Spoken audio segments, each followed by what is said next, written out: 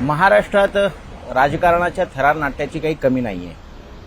नुकत्याच सगळ्या निवडणुका पार पडल्या. पुढच्या 2.5-3 वर्ष महाराष्ट्रात कुठलीही मोठी निवडणूक होऊ घातलेली नसताना सुद्धा प्रत्येक वेळेला काही ना काहीतरी राजकीय घडामोडी अशा घडतात जेणेकरून अनेक तर्कवितर्क लढवले जातात, अनेक शक्यतांना आणि चर्चांना उधाण येतं.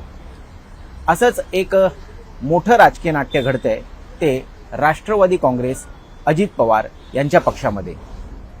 याचं कारण असं आहे की ह्या पक्षामध्ये आता अधिकारांच्या वर्चस्वाची लढाई सुरू झालेली आहे. नेमके पक्षाचे अधिकार हे कोणाकडे असावेत, किती प्रमाणात असावेत आणि त्यांनी त्याचा वापर कसा करावा यावरून प्रचंड मोठी चढाओढ या पक्षामध्ये आता सुरू झालेली आहे.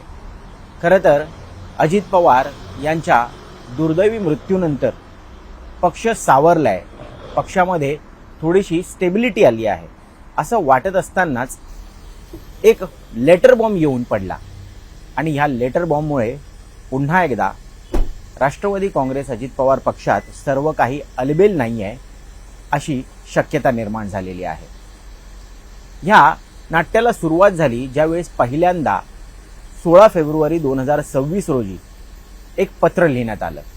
हे पत्र पक्षाचे कार्याध्यक्ष असलेले प्रफुल्ल पटेल, राज्याचे प्रदेश अध्यक्ष असलेले सुनील तटकरे यांच्याकडनं निवडणूक आयोगाला लिहिण्यात आलं. निवडणूक आयोगाला लिहिलेल्या या पत्रामध्ये पक्षाच्या घटना दुरुस्ती संदर्भातला उल्लेख होता.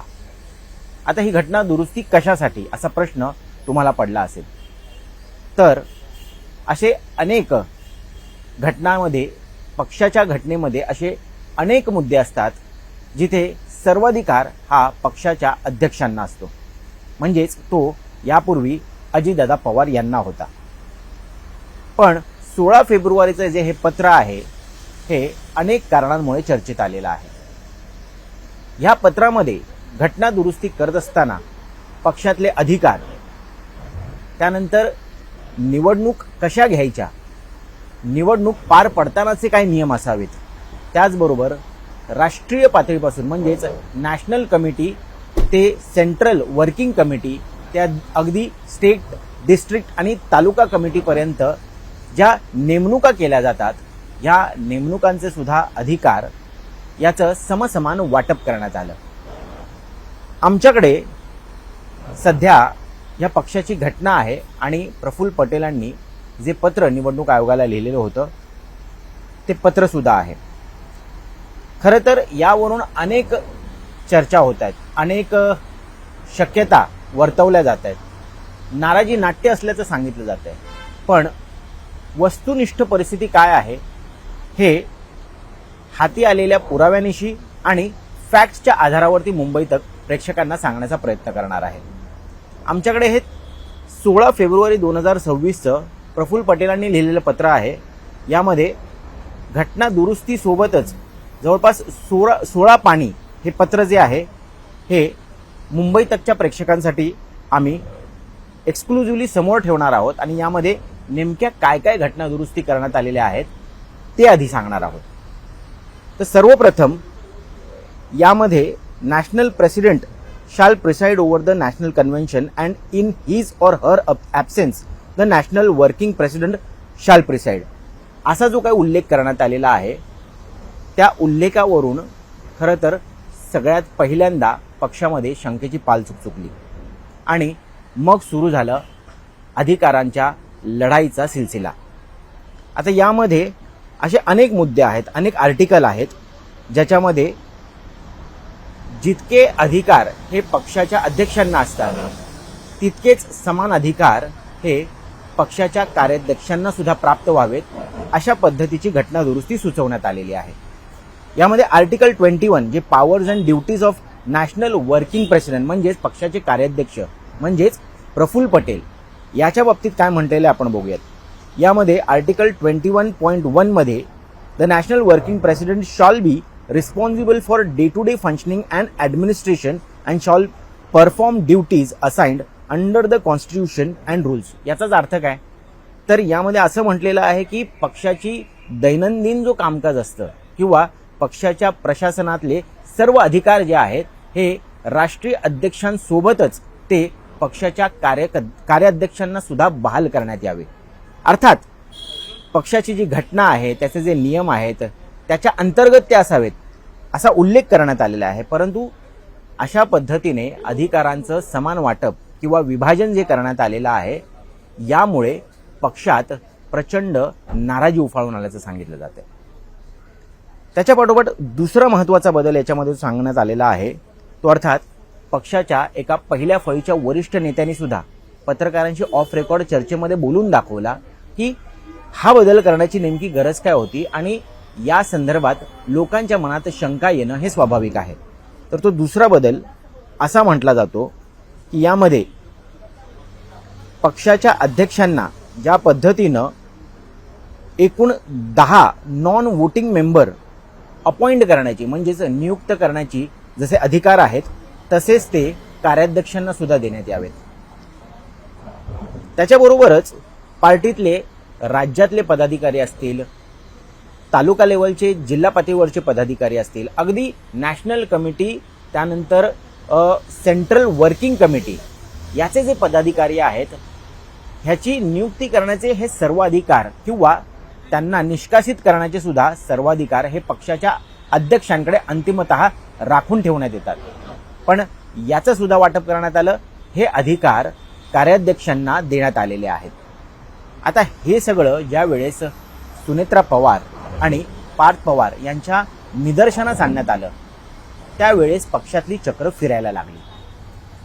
16 फेब्रुवारीच्या ह्या पत्राचा अशा पद्धतीनं अधिकारांच्या वाटपाचा उल्लेख केलेला आहे हे सुनेत्रा पवार पार्थ पवार यांना माहिती होतं की नव्हतं याबाबत अजूनही कोणीही उघड अधिकृतरित्या येऊन बोललेलं नसलं तरी 26 फेब्रुवारीला म्हणजे बरोबर 10 दिवसांनी वरळीतल्या NSAI डोम ह्या हॉलमध्ये राष्ट्रीय कार्यकारिणी बोलवण्यात आलेली होती आणि या राष्ट्रीय कार्यकारिणीमध्ये अधिकृतरित्या सर्व पक्षाचे डेलिगेट असतील, आमदार असतील, खासदार असतील, महत्त्वाचे नेते आणि पदाधिकारी आणि मंत्री असतील यांच्या उपस्थितीमध्ये एक प्रस्ताव मांडण्यात आला ज्यामध्ये सुनेत्रा पवार यांना राष्ट्रीय अध्यक्ष म्हणून घोषित करण्यात आलं आणि त्याला मंजुरी मान्यता सुद्धा देण्यात आली।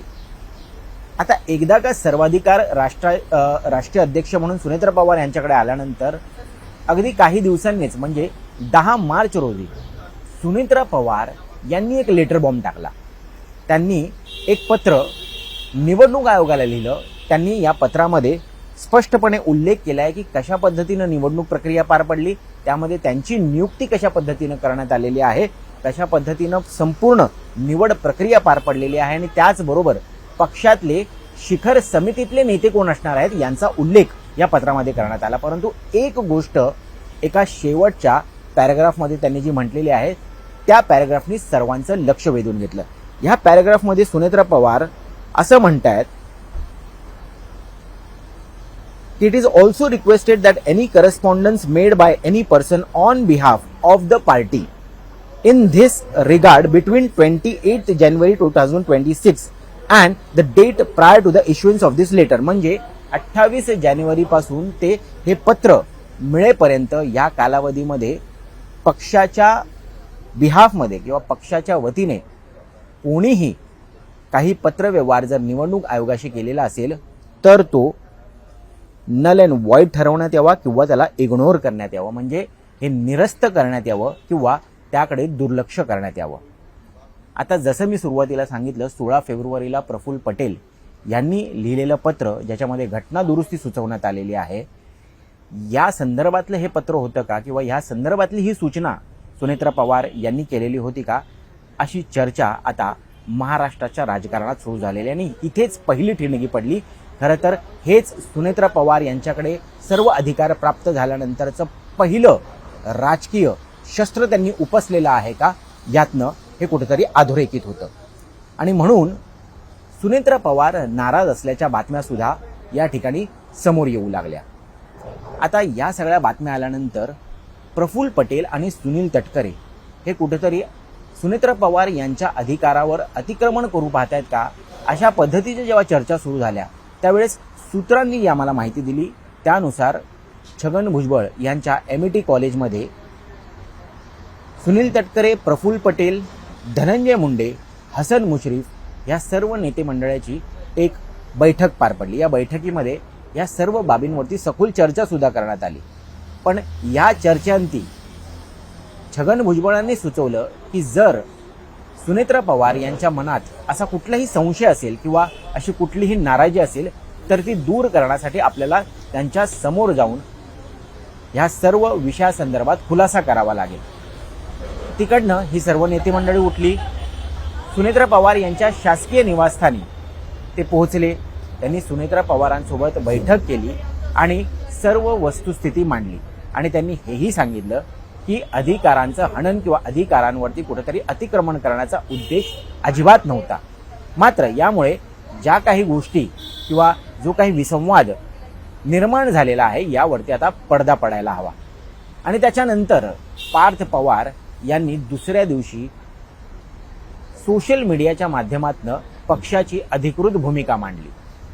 पार्थ पवार यांनी स्पष्ट केलं की ज्या काही बातम्या माध्यमांमध्ये येत आहेत या कपोलकल्पित आहेत, या मॅन्युफॅक्चर्ड आहेत, त्याला कुठलाही आधार नाहीये आणि पक्षाचं शीर्ष नेतृत्वांपैकी प्रफुल्ल पटेल आणि सुनील तटकरे सुद्धा एक आहेत। त्यामुळे या सगळ्या बातम्यांना, या सर्व चर्चांना आता पूर्ण वेळ मिळावा। आता अर्थात पार्थ पवार यांनी जरी पक्षातर्फे अशा पद्धतीचा खुलासा केला असला तरी त्याच्यानंतर लगेचच अशा काही घडामोडी घडतात ज्याच्यामुळे पुन्हा एकदा संशय निर्माण होतो की पक्षात सर्व काही अजूनही अलबेल नाहीये।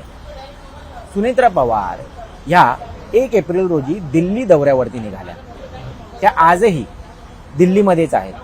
पक्षाच्या वरिष्ठ नेत्यांची, NDAच्या वरिष्ठ नेत्यांची गाठीभेटी त्या घेणार होत्या आणि या सर्व गाठीभेटी घेत असताना त्यांच्यासोबत फक्त आणि फक्त त्यांचे सुपुत्र आणि खासदार पार्थ पवार होते। या सर्व गाठीभेटींमध्ये पक्षाचे प्रमुख नेते जे खरं तर दिल्लीतच असतात, प्रफुल्ल पटेल आणि सुनील तटकरे हे अनुपस्थित होते आणि यामुळे पुन्हा एकदा चर्चांना उधाण आलं।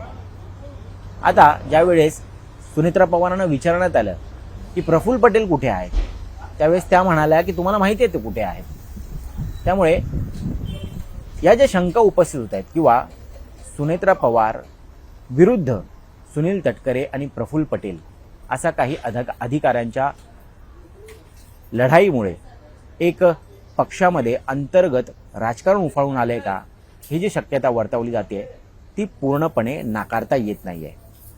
आता ह्या जेव्हा चर्चा सुरू होतात त्यावेळेस संजय राऊत त्यांनी याच्यावरती भाष्य केलं नसतं तरच नवल। आता संजय राऊत यांनी आज एक नवीन बॉम्ब टाकलेला आहे। त्यांचं म्हणणं आहे की पुन्हा एकदा राष्ट्रवादी काँग्रेसमध्ये दुफळी माजलेली आहे आणि त्याच्यामुळे पक्षांतर्गत बंड होणार आहे, पक्ष फुटणार आहे, या पक्षाची पुन्हा शक्ल पडणार आहे।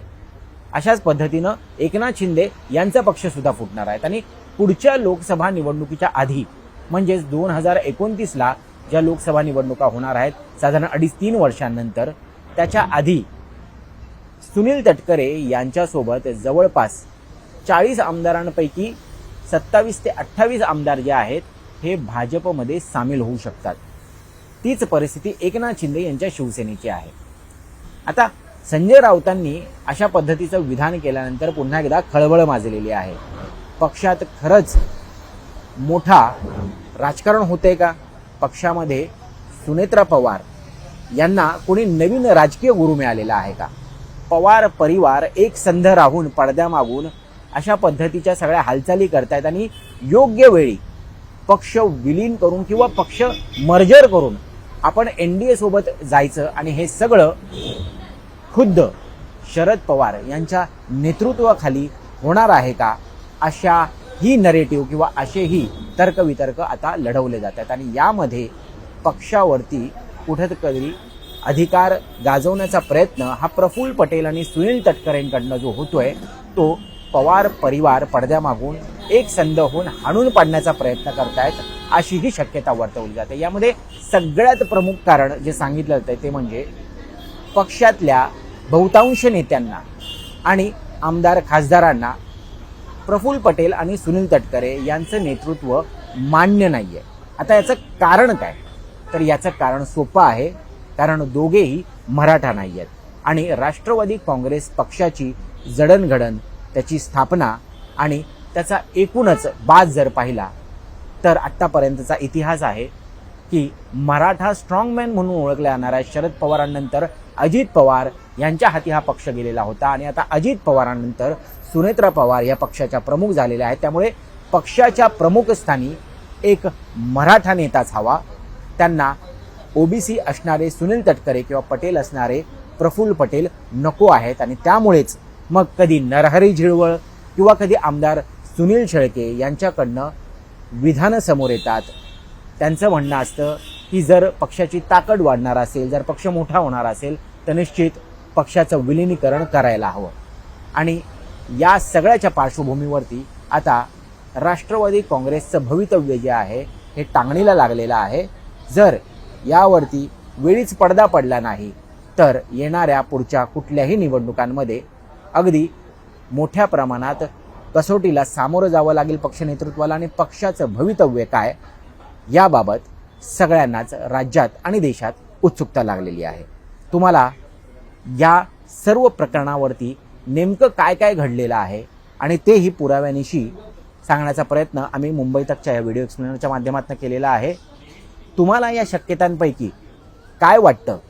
तुम्हाला राष्ट्रवादीतल्या अंतर्गत दुफळीबद्दल काय वाटतं? तुम्हाला राष्ट्रवादीच्या भवितव्याबद्दल काय वाटतं? हे कमेंट बॉक्समध्ये सांगायला विसरू नका. आणि असेच व्हिडिओ आणि अशाच पद्धतीचे एक्सप्लेनर पाहण्यासाठी मुंबई तकला सबस्क्राईब करायला विसरू नका. नमस्कार.